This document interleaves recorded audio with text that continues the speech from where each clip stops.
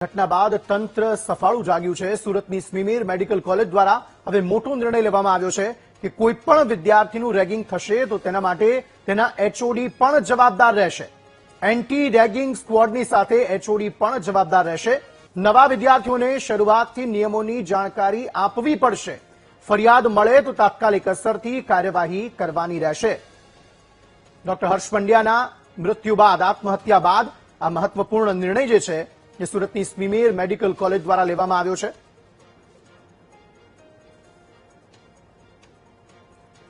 તો રેગિંગ થશે તો તેના એચઓડી પણ જવાબદાર રહેશે। એન્ટી રેગિંગ સ્ક્વોડ જે હશે એ તો તપાસ કરશે જ, પરંતુ તેની સાથે સાથે જે એચઓડી હશે તે પણ જવાબદાર રહેશે, કારણ કે આ તમામ બાબતે જે નિયમો છે, જે જુનિયર ડોક્ટર્સ માટે હોય છે, રેસિડેન્ટ ડોક્ટર્સ માટે હોય છે, એ તમામ નિયમોની જાણકારી જે કોઈ પણ વિદ્યાર્થી ભણવા માટે આવે છે તે તમામને નિયમોની જાણકારી આપવી પડશે। અને જો કોઈ રેસિડેન્ટ ડોક્ટર અન્ય કોઈ જુનિયર ડોક્ટર સાથે રેગિંગ કરશે તો તેના વિરુદ્ધ તો કડક કાર્યવાહી થશે, પરંતુ તેની સાથે હવે મહત્વપૂર્ણ નિર્ણય એ લેવામાં આવ્યો છે કે સંપૂર્ણ જવાબદારી જે તે વિભાગના એચઓડીની રહેશે અને એચઓડી સામે પણ કાર્યવાહી થઈ શકે છે।